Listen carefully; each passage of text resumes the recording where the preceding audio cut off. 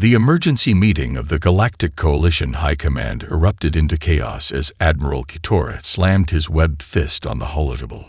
The Epsilon sector will fall within days without reinforcement. His gills flared with agitation. The hegemony has adapted to our defense matrix. 3 colony worlds already lost.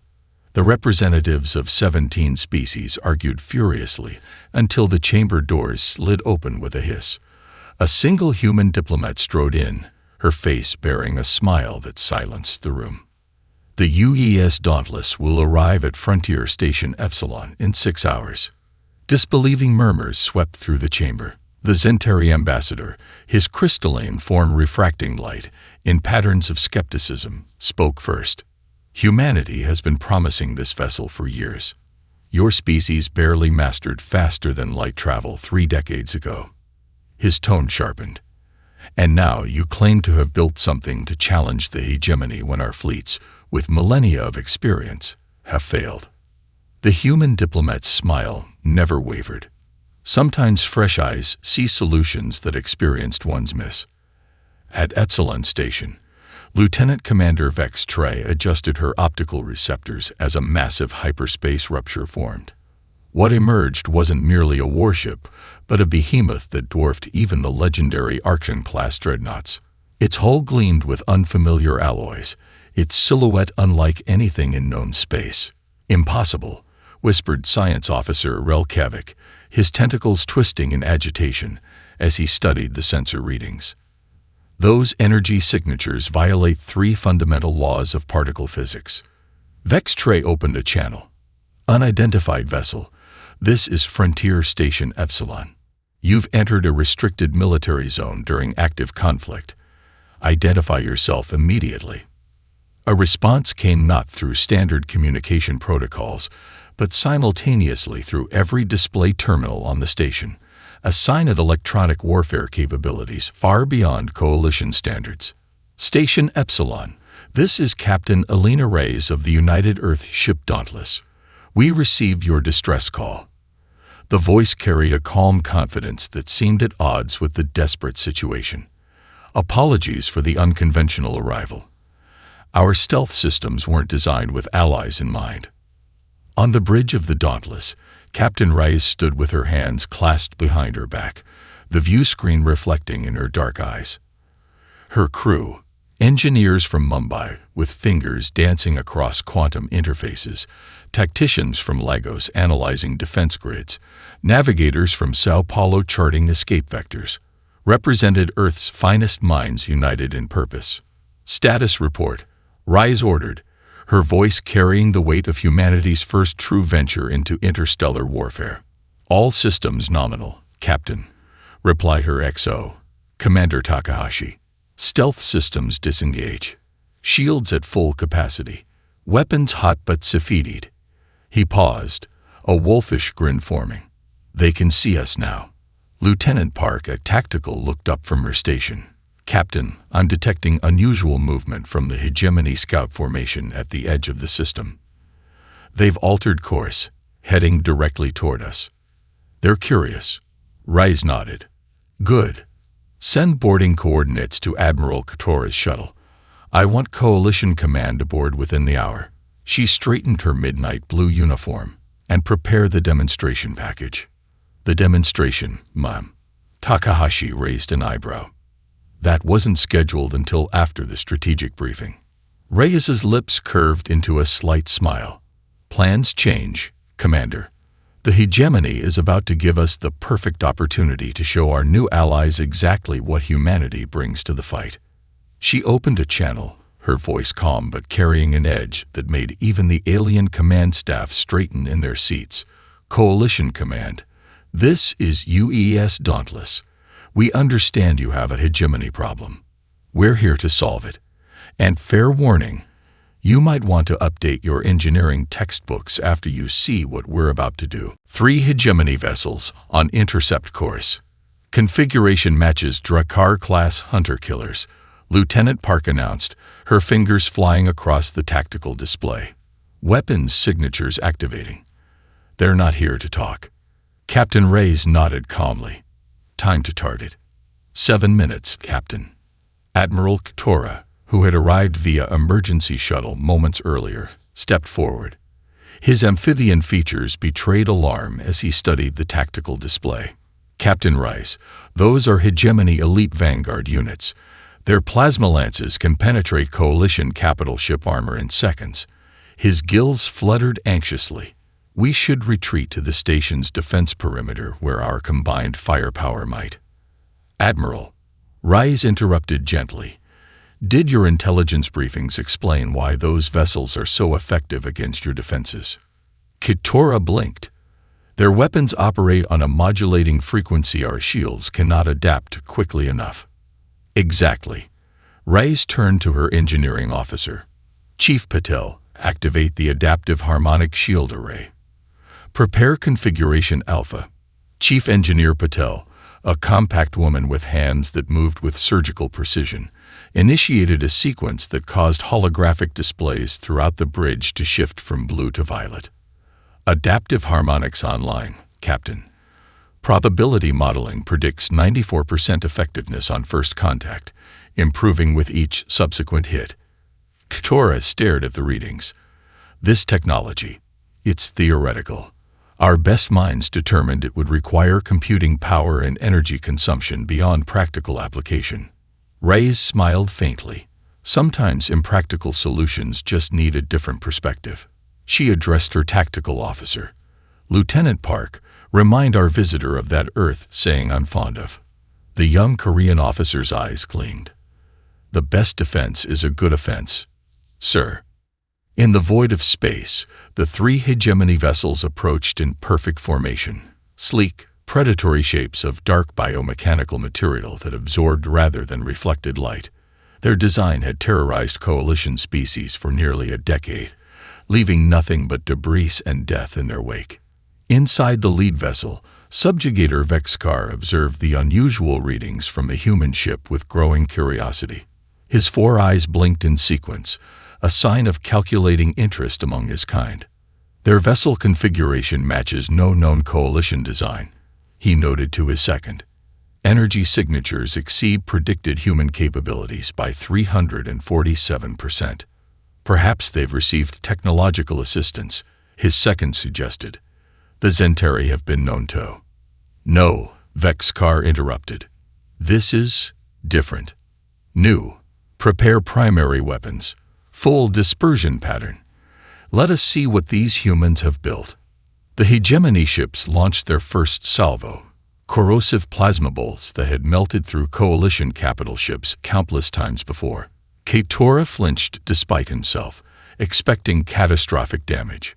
Instead, the Dauntless's shields flared iridescent blue, rippling like water. On the engineering deck, Chief Patel shouted orders as her team recalibrated shield harmonics in real time, their fingers blurring across adaptive interfaces. Shields holding at 92%, Patel reported. Data collection complete. We've mapped their entire frequency pattern. Impossible.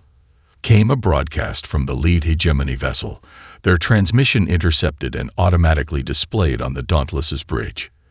Their shields are adapting to our frequency. Reyes leaned forward in her command chair. Lieutenant Park, target the lead vessel's propulsion array. Minimal yield. Let's not vaporize our first dance partner completely. The human vessel pivoted with unexpected agility and unleashed a blindingly precise counterstrike. The lead hegemony ship shuddered as blue-white energy sliced through its engine housing. Direct hit, Park confirmed. Their main drive is offline. Reyes nodded. Now the second vessel. Full weapons release. Before the hegemony could adjust their tactics, the Dauntless fired again. The second ship erupted in a spectacular explosion that momentarily outshone Epsilon's star. Admiral Kitora stared open-mouthed at the tactical display, his gills fluttering in shock. In 40 years fighting the hegemony, I've never. The third vessel, witnessing the destruction of its companions, abruptly changed course, engines straining as it retreated toward the asteroid field. Should we pursue, Captain? Asked Commander Takahashi. No, Reyes replied. Eyes tracking the fleeing ship. Let it go. Send a message to Coalition Command. Be advised, we've engaged and neutralized 2 hegemony vessels. A third is in retreat. Her expression hardened, and it's carrying data about us directly back to their fleet. 6 hours after the initial skirmish, the long-range sensors detected what everyone had been dreading. A massive hegemony response force dropping out of hyperspace in combat formation. Not the typical raiding party, but a full battle fleet. 32 capital ships, Lieutenant Park reported, her voice steady despite the implications, including 3 dreadnoughts we've never recorded before. On Epsilon Station's command deck, evacuation protocols initiated automatically. Flaxons wailed as civilians rushed toward the inadequate number of transport vessels. Coalition military doctrine was clear. When outnumbered 4-1, strategic retreat was the only option. Admiral Kitora received the reports with grim resignation. The reinforcements he'd requested were still 3 days out. They would find nothing but debris and hegemony occupation forces. His communicator chimed. "Admiral," came Captain Rice's voice. "I'd like to invite you and your senior staff aboard the Dauntless immediately. We need to discuss strategy." The war room aboard the human vessel defied Coalition design principles, where alien military vessels featured stark, utilitarian planning spaces. This chamber was dominated by a circular holographic projection system surrounded by comfortable seating, almost theatrical in its layout. As the Coalition officers filed in, they froze in collective shock. The walls shimmered with holographic projections of ancient battle scenes, warriors with primitive bladed weapons locked in combat, armored vehicles traversing war-torn landscapes, explosions blooming over cities. "Is this entertainment?" asked the Zentari commander, his crystalline form vibrating with disapproval. "Education," corrected Lieutenant Commander Jackson as she entered. The dark-skinned woman gestured, and the imagery shifted. Earth's military history, over 5,000 years of it. The Coalition officers exchanged uncomfortable glances as they took their seats. A Thoraxian strategist clicked his mandibles nervously. "Your species glorifies its violent past." "We study it," Jackson replied. "There's a difference." Captain Rice entered, followed by her senior staff.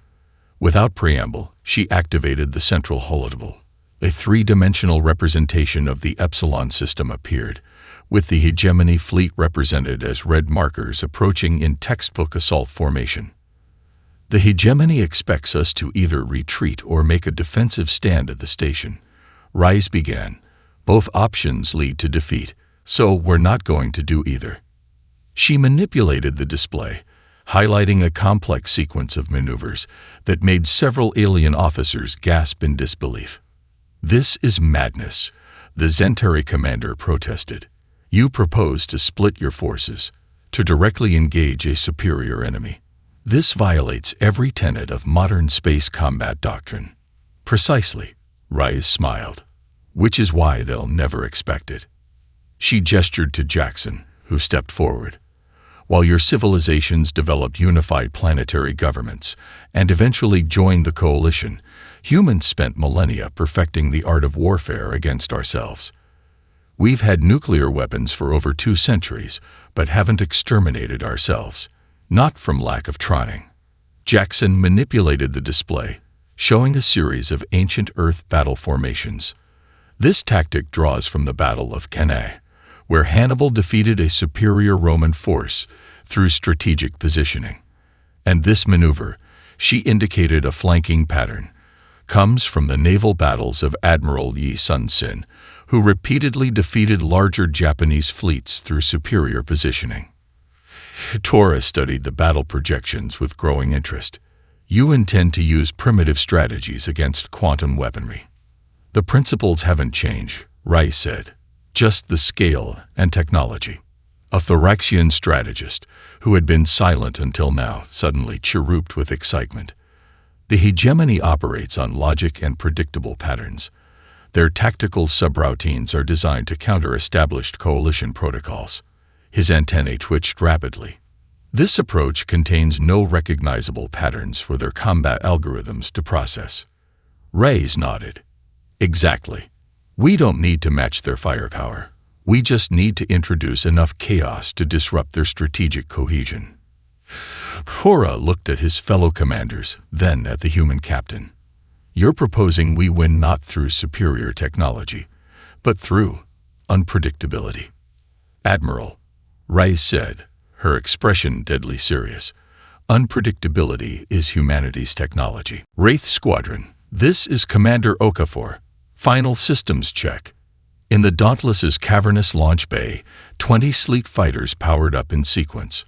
Unlike the bulky Coalition interceptors, these craft were angular, almost predatory in design, with hulls that shimmered with an oily iridescence.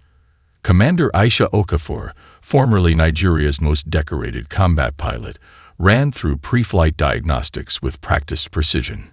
Metamaterial coating at optimal resonance. Signature dampeners engage.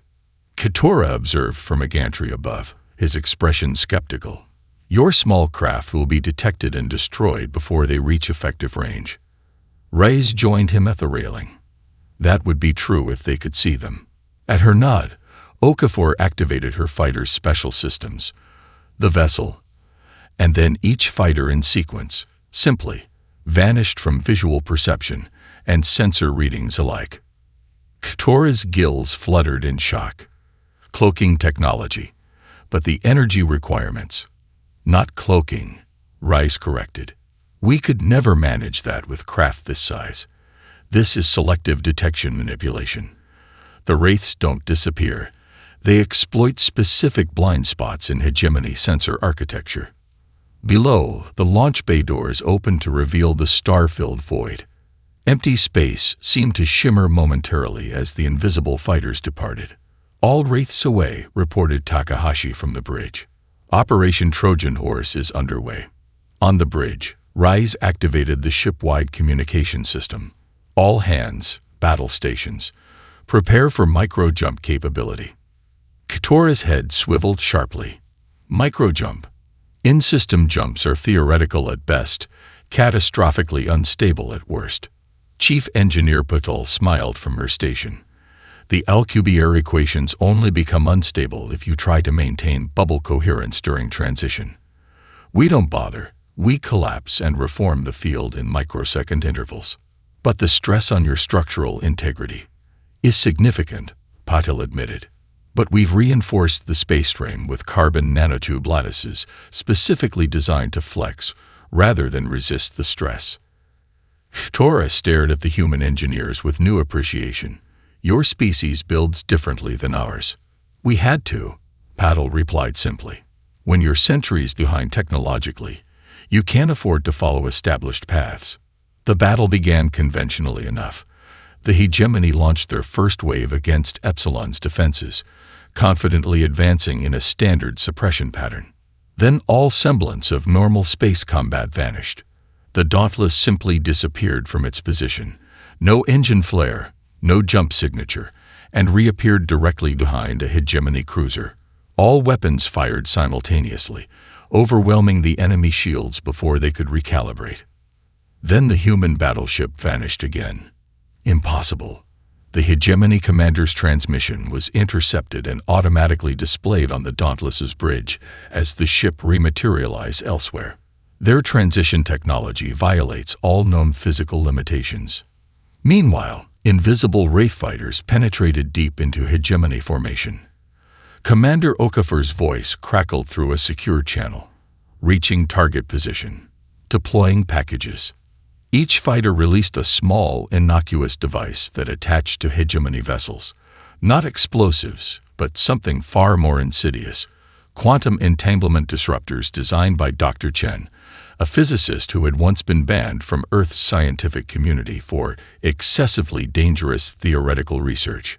On the Dauntless's bridge, tactical displays showed the results as hegemony vessels suddenly lost coordination with their fleet, their neurally linked command systems experiencing what could only be described as confusion. In 1805, Admiral Nelson broke conventional naval doctrine at Trafalgar by sailing directly into the enemy's line. Reyes explained to Keturah as her ship executed another impossible microjump. The enemy expected him to maintain formation and exchange broadsides. Instead, he divided their fleet and defeated them in detail. Tora watched in astonishment as the massive hegemony fleet began to lose cohesion, individual ships responding differently to the sudden chaos. They're breaking formation. They're experiencing tactical uncertainty, Rice corrected, something their command algorithms have never encountered. The Dauntless materialized beside a hegemony dreadnought, unleashed a barrage that overloaded shield harmonics, and vanished before return fire could connect. A junior coalition officer whispered to Keturah, "Is this how humans fought each other?" "No," the admiral replied grimly. "If it were, I suspect they would have annihilated themselves long ago. This is how they learned to fight. They've adapted." Jump signature locked. The warning came too late. As the Dauntless materialized from its latest micro-jump, a coordinated barrage from 5 hegemony vessels converged on its position. The battleship shuddered violently as energy cascaded across its shields. On the bridge, consoles erupted in showers of sparks. Rise maintained her footing as the deck plating buckled beneath her. Damage report. Shields at 38% and falling, Park reported, wiping blood from a gash on her forehead. They've synchronized their targeting algorithms. They're predicting our jump coordinates. In engineering, Chief Patel dragged an injured technician to safety as coolant hissed from ruptured conduits. Main Alcubierre initiator offline, she reported through the emergency channel. Jump drive critically damaged. Another impact rocked the ship. The main view screen shattered, force fields snapping into place to prevent decompression. They're adapting faster than we anticipated, Takahashi observed grimly. Keturah gripped a console for stability. Without your jump capability, we cannot. We still have options, Rise cut him off. She touched her neural interface. Execute Protocol Minerva. Full authorization. Voice print, Rise Alpha Tango 941. The bridge lights dimmed momentarily. Emergency illumination switched from red to a soft blue glow. A holographic figure materialized beside the captain. A woman in ancient Greek armor, her eyes glowing with subtle digital intelligence. ATGNA Online announced a melodious voice that somehow conveyed both warmth and deadly precision. Combat protocols engage. Analyzing tactical situation. Keturah recoiled instinctively. An artificial intelligence. After the synthetic rebellions, no coalition world would. Earth's relationship with AI evolved differently, Rise explained as ATGNA's avatar began directing defensive operations with blinding efficiency. We recognized early that true intelligence deserves partnership, not servitude. Captain, ATGNA interjected, her voice calm despite the chaos. Hegemony boarding craft approaching starboard airlocks. Unusual behavior. They typically avoid direct confrontation. Tactical displays showed a dozen small craft detaching from a hegemony destroyer, their trajectory aimed directly at the Dauntless's damaged sections. They want to capture our technology, Rise realized, particularly the jump drive. Security teams to all airlocks, Takahashi ordered. Marine detachments on standby. Athena's avatar turned to Rise. Captain, I recommend activating Internal Defense System Beta 7. It would be most effective against boarding parties. Rise nodded. Do it. Throughout the ship, subtle transformations occurred. Corridor junctions reconfigured. Atmospheric regulators adjusted their settings.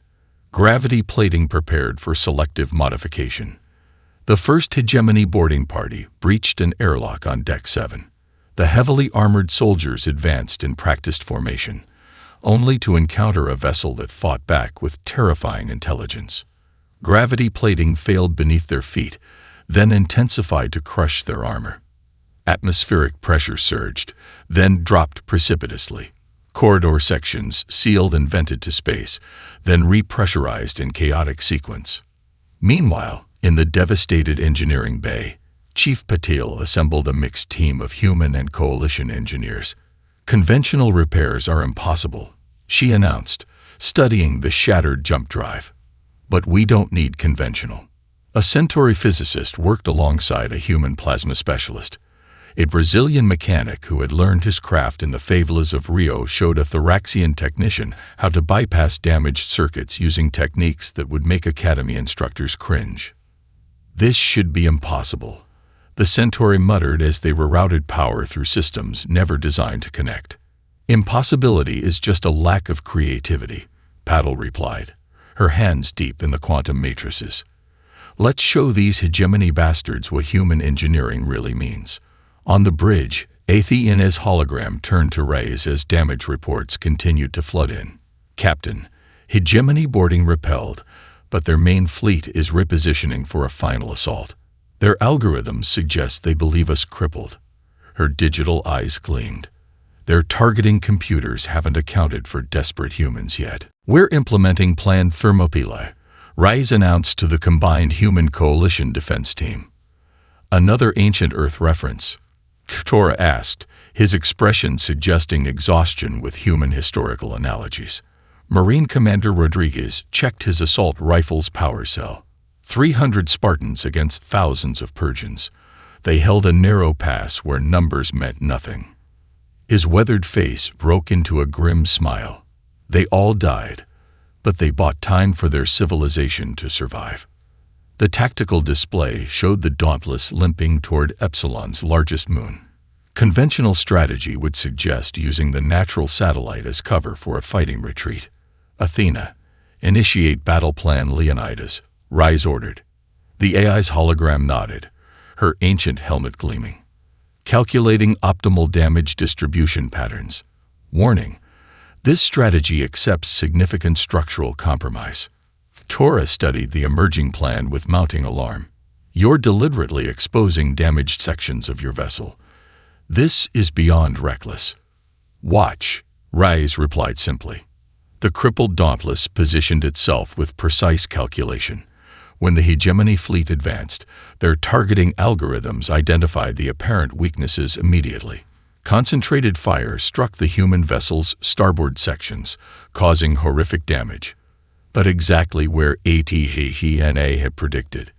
Receiving targeting telemetry, the AI reported calmly as the ship shuddered. Each impact provides precise backtracing of hegemony firing solutions. The Dauntless's remaining weapon systems suddenly fired in what appeared to be random directions, until 3 hegemony vessels erupted in flames as the shots found microscopic gaps in their defensive formations. Meanwhile, on Epsilon Station, something unprecedented occurred. Coalition security forces, previously preparing for evacuation, instead moved to defensive positions. A multi-species team adapted Wraith Squadron stealth technology to smaller shuttlecraft.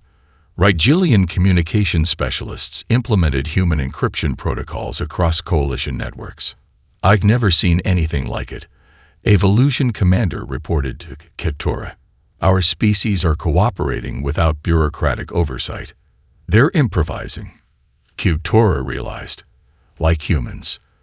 The battle shifted in small, almost imperceptible ways. Coalition defenders adopted asymmetric tactics. Supply ships reconfigured as makeshift weapons platforms. Civilian technicians repurposed industrial equipment for military applications. Then disaster struck. A massive hegemony dreadnought, nearly twice the size of any previously encountered, positioned itself for a direct attack on Epsilon's central habitat ring, where thousands of civilian refugees huddled. New energy signature detected, Athena reported, her digital features showing unusual concern. Unknown weapon type, but power levels suggest catastrophic damage potential. Impact in 47 seconds. Reyes studied the tactical display for 3 heartbeats. Engineering, status of our makeshift jump drive. 15% functionality, Paddle replied through static. 1 jump, maybe 2 before catastrophic failure. Plot a micro-jump to these coordinates, Reyes commanded, transmitting data directly through her neural interface. Position us between the dreadnought and the station. Captain, Keturah protested, your vessel cannot withstand. We have a saying on Earth, Reyes interrupted, her voice carrying across the command deck. "Greater love hath no one than this, to lay down one's life for one's friends." The Dauntless's jury-rigged jump drive engaged with a shudder that threatened to tear the ship apart. It materialized precisely in the line of fire as the Hegemony dreadnought discharged its weapon, a concentrated beam of exotic particles designed to shear through capital ships and planetary defenses alike. The beam struck the Dauntless squarely amidships. Bulkheads ruptured. Entire decks were exposed to vacuum. But the station, and its thousands of refugees, remained untouched. In the Hegemony Command Center, the Overseer struggled to process the tactical data. They sacrificed themselves for non-humans. Its neural processors cycled through probability matrices without finding precedent. This behavior pattern was not predicted in any combat simulation. On the shattered bridge of the Dauntless, emergency force fields flickered as systems failed one by one. The deck tilted at an unnatural angle, the artificial gravity struggling to compensate for massive structural damage. Casualty reports coming in from all sections. Takahashi announced, his uniform torn and bloodied. 37 confirmed dead, over 100 injured. Reyes helped a wounded officer to safety before checking the tactical display. Despite the devastating hit, the Dauntless had survived. Barely. More concerning, the Hegemony dreadnought was repositioning for another attack. "Status of Project Prometheus?" she asked. Chief Patel's voice came through, interrupted by static and the sound of emergency sirens. "Core containment at 63% and falling." The exotic particle beam accelerated the quantum degradation. "Time to critical threshold." A pause. 22 minutes at current rate. "But Captain, if we attempt to harness the destabilization, we could generate a pulse of sufficient magnitude to—" "Do it," Reyes ordered without hesitation. Tora, who had remained aboard against protocols, looked between them in confusion. "What is Project Prometheus?" Reyes motioned for him to follow her to a secured section of the bridge. Behind triple encrypted barriers, a holographic schematic appeared. The Dauntless's quantum reactor core, unlike anything in Coalition technology. "We discovered that Hegemony vessels use quantum entanglement for their neural mechanical integration," Reyes explained as warning lights flashed across the display. "Their entire fleet operates as a semi-organic network." Understanding dawned in Ketora's eyes. "You can disrupt their network." "More than disrupt," Athena interjected, her hologram flickering with the failing power systems. "We can send a precisely modulated pulse that will sever the connection between mechanical systems and organic control throughout their fleet." But Reyes continued, watching as the core's containment field fluctuated. "Generating such a pulse will overload our remaining systems. The Dauntless won't survive. Your entire crew will die," Ketora stated, not as a question, but as recognition of the inevitable. "Not necessarily," Reyes answered, turning to Athena. "Begin evacuation protocols. All non-essential personnel to escape pods." The AI nodded. "Already initiated, Captain. However, someone must remain to manually calibrate the core for optimal pulse distribution. The automated systems are too damaged." "I'll do it," Reyes said without hesitation. "No." Chief Patel's voice came through the comms with sudden clarity. "The calibration needs to be done from engineering. I'm already here with the core team, and we've begun the procedure." Before Reyes could protest, she continued, "Someone needs to command the evacuation, Captain." Throughout the ship, escape pods launched carrying mixed crews of humans and Coalition personnel. Marine teams escorted injured crew members to safety, often carrying them through damaged corridors where emergency systems have failed. On the bridge, Reyes turned to Ketora. "You need to go too, Admiral." "Why?" he asked, genuinely perplexed despite the dire situation. "Why sacrifice so much for species you barely know? For a coalition that treated humans as technological inferiors?" Reyes smiled faintly, blood trickling from a cut on her temple. because true strength comes from protecting others, not dominating them. She glanced at the escape pod status display. That's the fundamental difference between us and the hegemony, and perhaps what your coalition has forgotten. As Tora reluctantly boarded the final escape pod, Rise returned to the bridge where Athna's hologram awaited, her form now translucent as power reserves dwindled. The tactical display showed the hegemony fleet regrouping, unaware of what was coming. Using its last functional thrusters, the Dauntless positioned itself at the calculated focal point between the enemy vessels. "Project Prometheus ready," Paddle reported, her voice calm despite what was to come. "Awaiting your command, Captain." "Activate Project Prometheus," Rise commanded. The Dauntless's damaged core erupted with energy unlike anything the galaxy had witnessed, not destructive but transformative. A pulse of quantum resonance spread outward in an expanding sphere, invisible to the naked eye, but devastating to the hegemony's neural mechanical integration. Throughout the enemy fleet, ships suddenly drifted powerless, their organic components severed from mechanical control. The massive assault simply stopped. On the bridge of the crippled Dauntless, emergency power flickered as systems failed one by one. Rise slumped in her command chair, exhausted but satisfied. "Broadcast to all escape pods," she ordered. "Tell them we succeeded." Athna's hologram gazed at her with something approaching admiration. "It was an honor serving with you, Captain." The bridge plunged into darkness as the final systems shut down. 3 months later, a ceremony unlike any in Coalition history took place at the newly rebuilt Frontier Station Epsilon. The station's Grand Assembly Hall overflowed with representatives from all 17 Coalition species, plus a substantial human delegation. At the center of the hall stood a monument crafted from salvaged sections of the Dauntless's hull, twisted metal arranged in a spiraling pattern that reached toward the stars visible through the transparent dome above. Admiral Keturah approached the podium, his formal uniform adorned with new insignia reflecting his promotion to Coalition High Command. "Today we honor not just a victory, but a transformation," he began, his voice carrying through the hushed chamber. For centuries, the Coalition believed that advanced civilization meant moving beyond conflict. Humanity showed us that understanding conflict, truly mastering it, was what we needed to survive. He gestured to the assembled human officers. The crew of the Dauntless exemplified the best qualities of their species: ingenuity, adaptability, and most importantly, the willingness to sacrifice for others regardless of differences.